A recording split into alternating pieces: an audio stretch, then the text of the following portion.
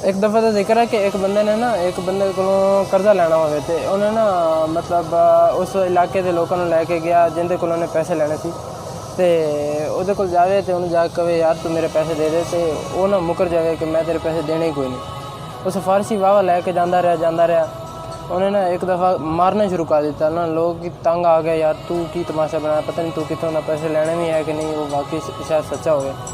और फिर तंग आ गया एक दिन ना एक बंदे ने उन्हें आख्या यार मैं पैसे लेने हैं तो हुण मेरे नाल जांदा भी कोई नहीं, तो तू जो है मैंने कोई राह ला किसी तरह मैं पैसे ले लवां, मैं गरीब बंदा हाँ, मेरे छोटे छोटे बच्चे हैं तो मैं ना पैसे दे के फस गया हाँ। उन्हें आख्या जा तू वो फलाने ना दर्जी को चला जा तो वो तेरा ना मसला हल कर दूगा। उन्हें पहले तो सोचा यार दर्जी की मसला हल करेगा, मैं बड़े बड़े बंदियां को गया तो उन्हें मेरा पैसे नहीं दिते तो दर्जी की कर लेगा। खैर उन्हें आख्या मैं तो पैसे लेने अलग करे, शायद दर्जी की वजह तो मसला हल हो जाए तो मेरे पैसे निकल आने। तो वो चला गया दर्जी जा कहना यार मैं फलाने बंदे को पैसे लेने हैं तो तू मेरी ना नाल तौर पर जाके ना तू मेरे को मेरे ओहदे कोल पैसे लैके दे। दर्जी नाल चला गया, जाके दरवाज़ा खड़काया। जिस टाइम दरवाज़ा खड़काया ना तो अंदरों बंदा निकलिया तो दर्जी उन्होंने कहता तू ये पैसे देने हैं या मैं अजान देवां। तो वो जाके नस के गया, जाके पैसे चुक के ना आ गया। जिन्हें पैसे लेने से ना वो बड़ा हैरानगी नाल ना वेखे वो जेड़ा दर्जी सी उन्होंने भी तो नाल जेड़ा पैसे देवे उन्होंने भी। खैर उन्हें पैसे ले तो वापस आन लगे तो दर्जी ने पूछता यार ये की माजरा वा, तू अजान दा की वाकया वा ना। दर्जी ने आख्या तू पैसे लेने सी, तू पैसे ले ले बस, तू जा, तू पता नहीं केड़े इलाके दा वा, तू ना मैनू जानदा ते ना मैं तेनू जानदा, बस नेकी करनी सी वो अल्लाह कबूल कर लवे होगी तो हुण तू जा। उन्हें आख्या नहीं यार तू मेरे को पैसे का तीसरा हिस्सा ले ला तो मैंने वाकया लाजमी दस यार की माजरा भी, तू अजान ते ही मतलब धमकी दी है या कि तू जिस तरह ही उन्हें पैसे दे दिते। उन्हें आख्या यार नहीं यार तू बस जा, तू बस तेरा काम हो गया तू जा। उन्हें वाह तंग किया। दर्जी कहने लगा चल फिर दुकान तो फिर तेन मैं दसदा। दर्जी दुकान तो लै गया, वो जाके ना उत्थे जाके उन्हें सारा वाकया दसना शुरू किया। कहता एक दफ़ा का जिक्र है कि मैं ना जेड़े महल्ले रहना वा ना उत्थे एक बंदा रहिंदा हुंदा सी, वो चला गया बाहर, मुल्कों बाहर चला गया। उसकी बीवी रहिंदी सी कल्ली। उस बीवी ने अपने बंदे नूं ना शोहर नूं कसम चुक के वादा दिता कि मैं तेरे इजाज़त तो बगैर कभी भी घरों बाहर नहीं निकलांगी। लेकिन ना उस महल्ले दे विच साडे दे विच एक गुंडा रहिंदा हुंदा सी, वो टहलदा हुंदा सी छत्तां ते। उन्हें वेख लिया एक दफ़े गुसलखाने चों गुसल करके निकल रही सी तो ओदी नज़र पै गई इस ते। वो पाक दामना औरत सी बड़ी ज़बरदस्त, यानी कि ना उहदा मतलब सीरत दा इखलाक दा बड़ा अच्छा उहदा, यानी कि एक मुसलमाना ज़िंदगी गुजार रही सी। लेकिन उन्हें अपने 5-7 गुंडे भेजे, हालांकि वो 12-13 बीवियाँ भी तो 3-4 लौंडियाँ भी उन्हें रखी हुई हैं, लेकिन शराबी बगैरत जानी सीगा। उन्हें अपने 5-7 गुंडे भेजे, उस औरत नूं उन्हें चुकवा के जिहड़ा है ना उहदे नाल जुल्म ज़्यादती करना शुरू कर दी। मैनू पता चलिया तो मैं जाके जिहड़ा है ना उन्हें छुड़ाने की बड़ी कोशिश की, जदोजहद की पूरी अपने यानी कि ना कोशिश करके उन्हें छुड़ाने की कोशिश की। लेकिन ना उन्हें मैनू भी मारिया तो नाल मैं कई फिर अपना जिहड़ा है उस औरत नूं छुड़ाने वास्ते जिहड़े साथी लैके गया सी दोस्त, उन्होंने भी उन्हें मारिया। सारे साथी छोड़ के मैंने चले गए तो मैं यानी कि रात का 1-2 बज गया तो मैं ना फिर अल्लाह नूं पुकारन वास्ते एक टीले ते चढ़ गया। उत्थे जाके जिहड़ा है मैं फिर अजान देना शुरू कर दी।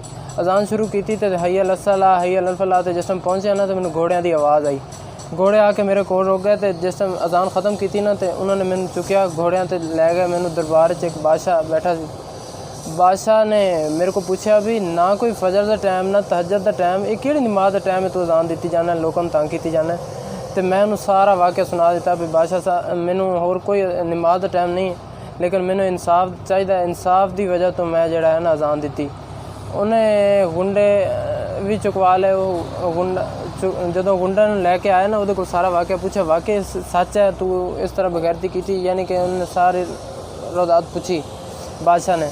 तो बादशाह ने जो सारी सुन ली ना वो यानी कि वो मन गया, गुंडा मान गया कि मैं बगैरती करदा वां और मैं यानी कि सारा कसूरवार निकल आया ना।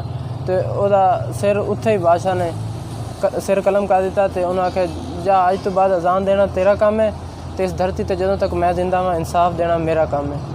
तो मेरा इस वाक़या सुनाने का तुहानूं यही मतलब सी कि इंसाफ होवे तो एवें दा होवे। अल्लाह तुहानू ते मैनू इंसाफ करन दी भी तौफीक अता फरमाए ते अल्लाह सानू इहो जिहे हुक्मरान नसीब करे, आमीन।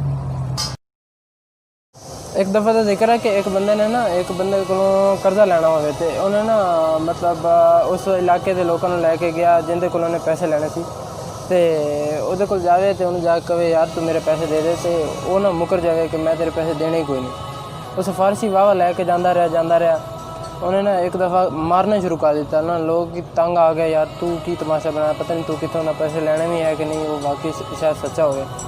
और फिर तंग आ गया एक दिन ना एक बंदे ने उन्हें आख्या यार मैं पैसे लेने हैं तो हूँ मेरे नाल जांदा भी कोई नहीं, तू जो है मैंने कोई राह ला किसी तरह मैं पैसे ले लवां, मैं गरीब बंदा वा, मेरे छोटे छोटे बच्चे हैं तो मैं ना पैसे दे के फस गया वा।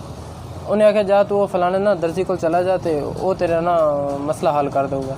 उन्हें पहले तो सोचा यार दर्जी की मसला हल करेगा, मैं बड़े बड़े बंदियां को गया तो उन्हें मेरा पैसे नहीं दिते तो दर्जी की कर लेगा।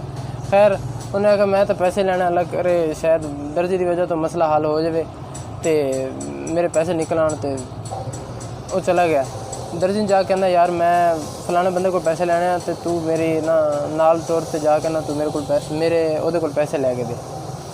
दर्जी नाल चला गया, जाके दरवाज़ा खड़काया। जिस टाइम दरवाज़ा खड़काया ना तो अंदरों बंदा निकलिया तो दर्जी उन्होंने कहता तू ये पैसे देने हैं या मैं अजान देवां। तो वो जाके नस के गया, जाके पैसे चुक के ना आ गया। जिन्हें पैसे लेने से ना वो बड़ा हैरानगी नाल ना वेखे वो जेड़ा दर्जी सी उन्होंने भी तो नाल जेड़ा पैसे देवे उन्होंने भी। खैर उन्हें पैसे ले तो वापस आन लगे तो दर्जी ने पूछता यार एक ही माजरा वा, तू अजान दा की वाक़या वा ना। दर्जी ने आख्या तू पैसे लेने सी, तू पैसे ले ले बस, तू जा, तू पता नहीं केड़े इलाके दा वा, तू ना मैनू जानदा तो ना मैं तेनू जानदा, बस नेकी करनी सी वो अल्लाह कबूल कर लवे होगी तो हुण तू जा। उन्हें आख्या नहीं यार तू मेरे को पैसे का तीसरा हिस्सा ले ला तो मैंने वाक़या लाजमी दस यार की माजरा भी, तू अजान ते ही मतलब धमकी दी है या कि तू जिस तरह ही उन्हें पैसे दे दिते।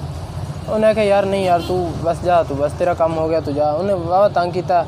दर्जी कहने लगा चल फिर दुकान तो फिर तेन मैं दसदा। दर्जी दुकान तो लै गया, वो जाके ना उत्थे जाके उन्हें सारा वाक़या दसना शुरू किया। कहना एक दफ़ा तो जिक्र है कि मैं ना जेड़े महल्ले रहना वा ना उत्थे एक बंदा रहिंदा हुंदा सी, वो चला गया बाहर, मुल्कों बाहर चला गया। उसकी बीवी रहिंदी सी कल्ली।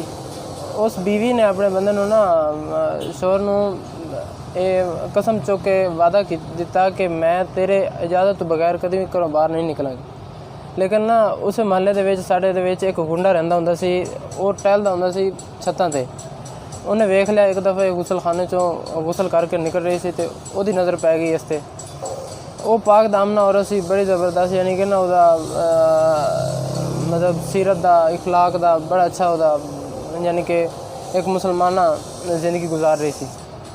लेकिन उन्हें अपने 5-7 गुंडे भेजे, हालांकि वो 12-13 बीवियाँ भी तो 3-4 लौंडियाँ भी उन्हें रखी हुई, लेकिन शराबी बगैरत जानी सीगा।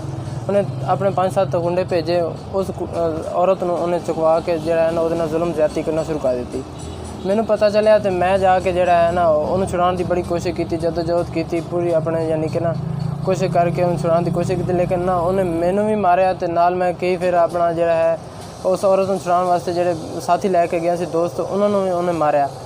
सारे साथी छोड़ के मैंने चले गए तो मैं यानी कि रात का 1-2 बज गया तो मैं ना फिर अल्लाह नूं पुकारन वास्ते एक टीले ते चढ़ गया। उत्थे जाके जिहड़ा है मैं फिर अजान देना शुरू कर दी। अजान शुरू की तो हई अल सलाह हई अल फलाह, तो जिस टाइम पहुँचे ना तो मैंने घोड़ियां की आवाज़ आई। घोड़े आके मेरे कोल रुक गए तो जिस टाइम अजान ख़त्म की ना तो उन्होंने मैंने चुकया घोड़ियां ते लै गए। मैनू दरबार च एक बादशाह बैठा सी। बादशाह ने मेरे को पूछा भी ना कोई फजर का टाइम ना तहज्जुद का टाइम, ये केड़ी नमाज का टाइम है तू अजान दी जाना लोगों को तंग की जाना।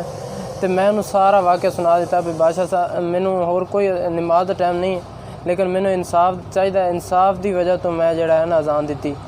उन्हें गुंडे भी चुकवा ले। वो गुंडा जो गुंडा लैके आया ना वो सारा वाक़या पूछा, वाकई सच है तू इस तरह बगैरती की थी, यानी कि उन्हें सारी रौदात पूछी बादशाह ने। तो बादशाह ने जो सारी सुन ली ना वो यानी कि वो मन गया, गुंडा मन गया कि मैं बगैरती करदा वां और मैं यानी कि वो सारा कसूरवार निकल आया ना। तो वह सिर उत्थे ही बादशाह ने सिर कलम कर दिता। तो उन्होंने आख्या जा अज तो बाद अजान देना तेरा काम है, तो इस धरती ते जदों तक मैं जिंदा वां इंसाफ देना मेरा काम है। ਤੇ मेरा इस वाक़या सुनाने ਦਾ ਤੁਹਾਨੂੰ यही मतलब ਸੀ कि इंसाफ होवे ਤੇ ਐਵੇਂ ਦਾ ਹੋਵੇ। अल्लाह ਤੁਹਾਨੂੰ ਤੇ ਮੈਨੂੰ इंसाफ ਕਰਨ ਦੀ भी तौफीक अता फरमाए ਤੇ अल्लाह ਸਾਨੂੰ ਇਹੋ ਜਿਹੇ हुक्मरान नसीब करे, आमीन। मेरे भाई हैं दो, साद साइम एंड उस्मान मानी। इनका चैनल है साइम एंड मानी पीके के नाम से। ये मेरे भाई सोशल वर्क करना चाहते हैं, इनको सपोर्ट करें, इनके चैनल को लाइक और शेयर करें। शुक्रिया।